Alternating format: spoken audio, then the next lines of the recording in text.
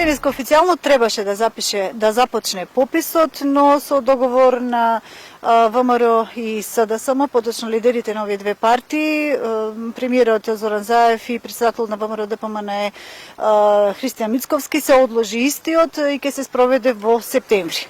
Но се додека траеше попишувањето или само попишувањето на диаспората, едни од тие кои што најмногу се бунеа, да речем гласно говореа дека пописот не се спроведува онака како што треба, беа од Единствена Македонија, поточно самото тоа што ме формирано дури и слоган "Не отварам врата" и постојано зборува за она што се случува со пописот во диаспората и апелира пописот во никој случај да не се одржи во земјава во закажаниот термин.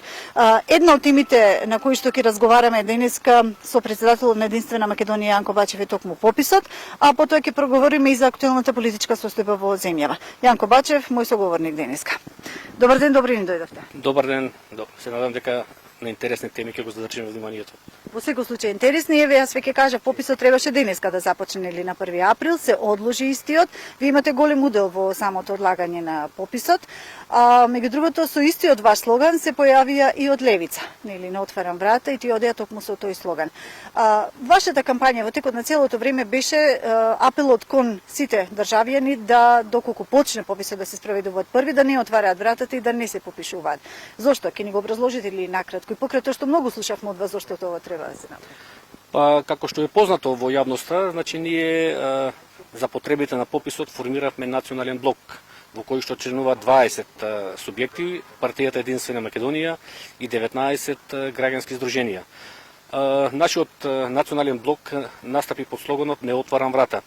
Од друга страна, владата настапи во кампања под слоганот "Тука живеам, постојам, одлучувам". Значи официјално во државата имаше две кампањи. Едната беше на владата и едната беше на националниот блок "Не отварам врата". Дополнително се појавија и одредени други иницијативи, ама тоа беа копии на нашата иницијатива. Значи оригиналот е националниот блок "Не отварам врата", уште неколку организации кои што беа копирање на нашите иницијативи. Али тоа е најмалку битно, важно е што пописот не успеа.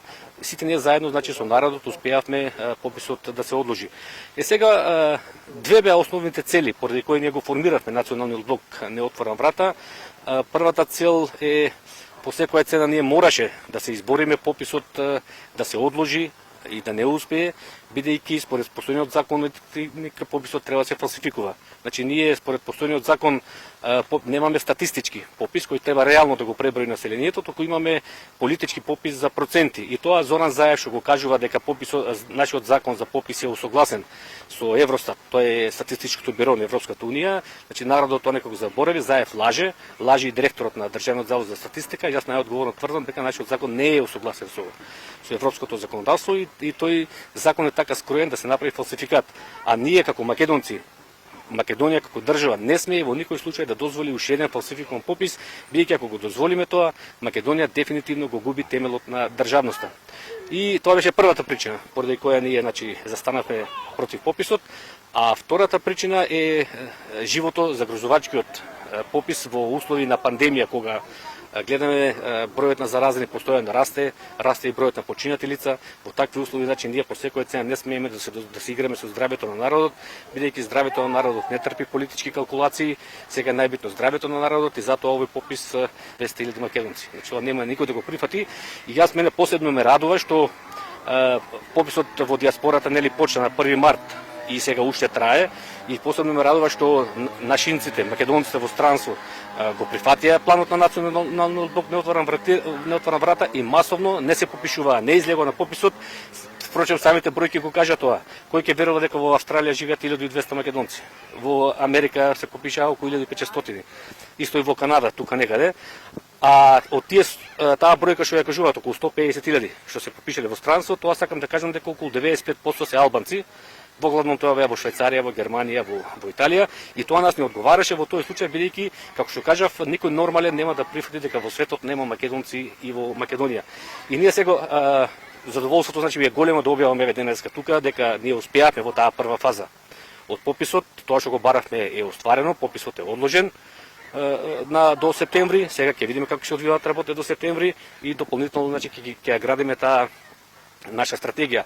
И мене ме задоволство, значи ова е втора голема победа на Единствена Македонија како дел од овие патриотски блокови. Да ја потсетам јавноста, ние во септември месец кога почнавме на кампања 2018 година после подпишувањето на преспанскиот договор, значи некаде од 7 месеци во 2018 година или поточно од јуни месец 2018 до јануари 2019 кога се усвоја уставните измени, кога се промени името, ние водевме 7 месеци кампања низ Македонија под мотото Македонија бойкотира и за референдумот успеавме, иако после марионетската власт нели насила го промени уставот, али ние во референдумот успеавме и еве сега ова втора голема победа исто со пописот на националниот блок.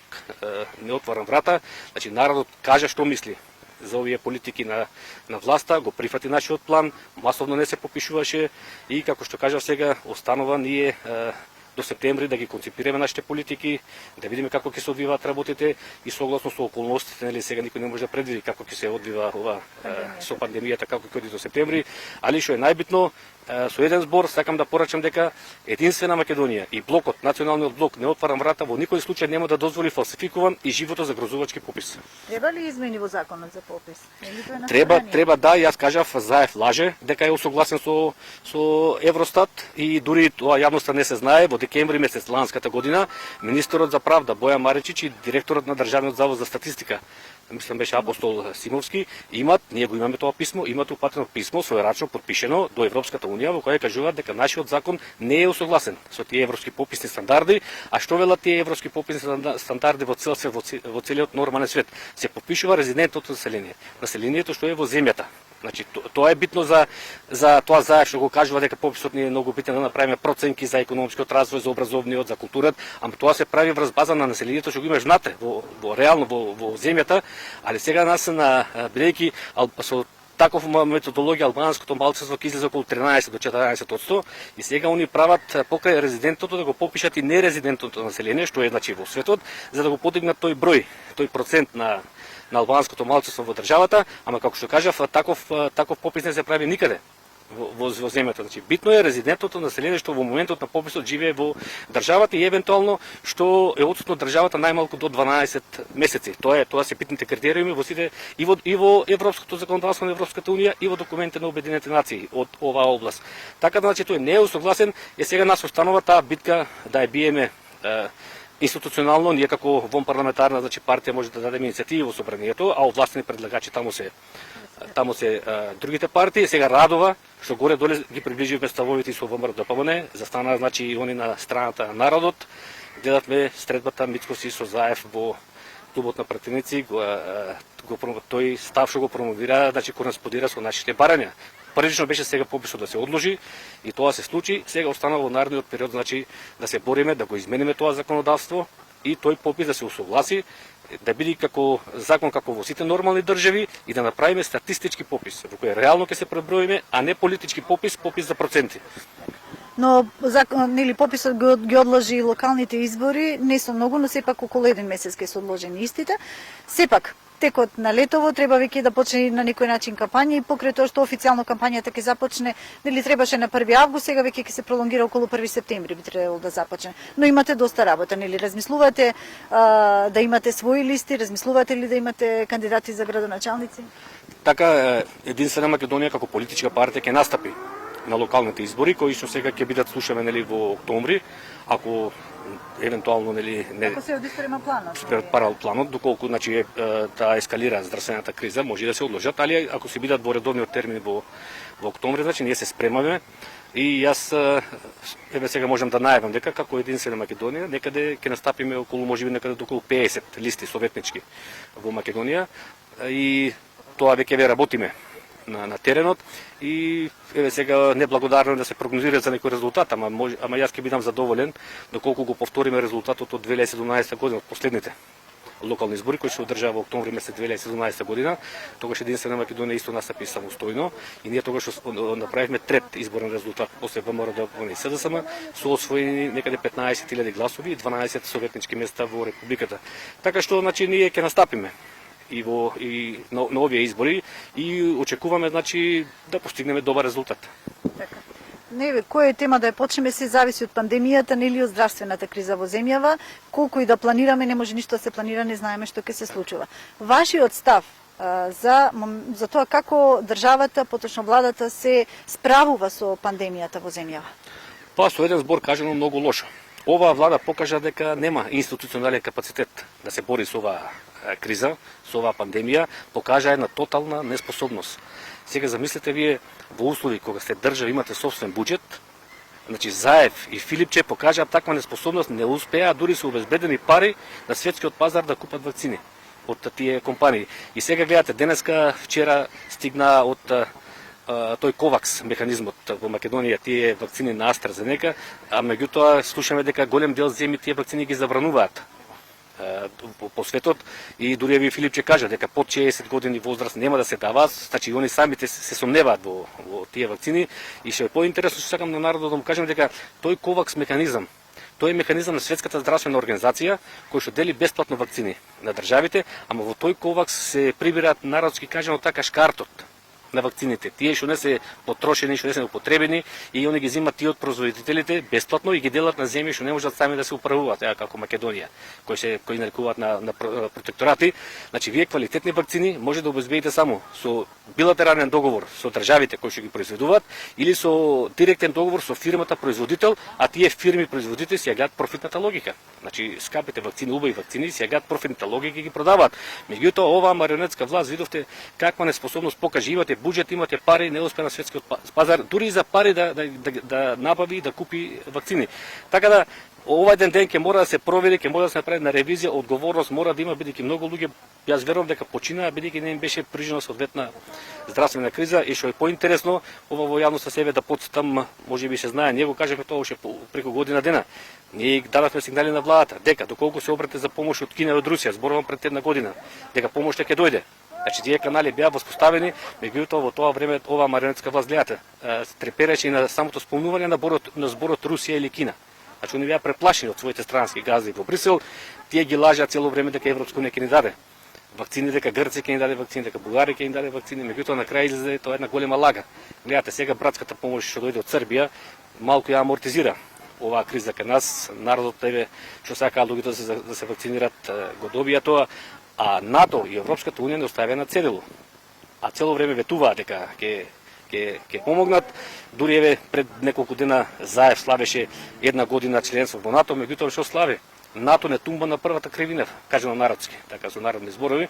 И ние значи баравме уште тогаш, еве една Германија веќе признава дека мора од Русија да воведе вакцини, да ја воведе Спутник, а овие во цело време се плашеа, меѓутоа сега веќе сватија играта, меѓутоа сега веќе се плашам да не е касно и уште повеќе што сега со оваа вакцина што почнаа да вакцинираат, која што е забранета во, како што кажа, во голем број земји, така е официјално нели гледаме од државите, се плашам да не предизвикат некои катастрофални резултати, бидејќи сега веќе они таа вакцина ја даваат на невидено.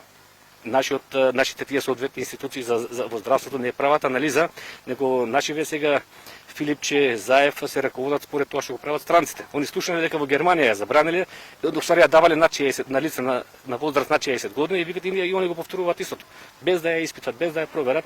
Така што едноставно експериментираат со здравето, што не е дозволиво, бидејќи здравето не трпи експерименти, не трпи калкулации, туку мора да се води здрава системска политика. Меѓутоа, пак ќе повторам, оваа власт покажа целосно отсутство на капацитет да се справи во ова тешко време со оваа здравствена криза. Да, имаме многу теми за разговор, но сепак овој разговор ќе биде пократок, нели во текот на летово ќе се гледаме постојано, но само уште едно прашање би сакала покрај здравствената криза, нели гувернерката најави дека има и блага инфлација во земјава. Што правиме на тоа поле? Има ли излез? Па видите сега, кај да погледнете работата не е добра. Еве гледате, пропагаат банки, оствари не пропагаат, смислено ги уништуваат. Вие гледате, пропаѓа банка, излегува собственикот, вика украдени се 50 милиони евра, се знаат луѓето не ги гони никој. Излегува таа една партија сега нова со два пратеника, како ја викаат таму левица. Најлесно вика дај да ги обешетиме луѓето од буџетот. Чекате се како од буџетот. Се знае место да бараат во собранието да се направи комисија, да ги види, да ги каже во јавност со име со презиме кои ги земале тие кредити, а не ги враќале и да се конфискува имотот. Тие таму гледате какви решенија по нарачка прават во собранието, да ги обешетиме од буџетот. Значи да ги оставиме криминалци што ја плячкале банката. Па се знае, еве дури газата кажа, вика списокот, ние го имаме. Се знае кој ги извлекол парите, тоа се бизнисмени, имаат имот и не ги чепка никој. Значи не може тоа во една држава, значи овие луѓе што во сите нормални држави тоа се прави, се конфискува тој украден имот што се направил со оваа банка. Таа банка спомнав како пример во контекст на прашањето дека економската ситуација не е розова, бидејќи тоа задолжување што го прави заем не може да оди во недоглед.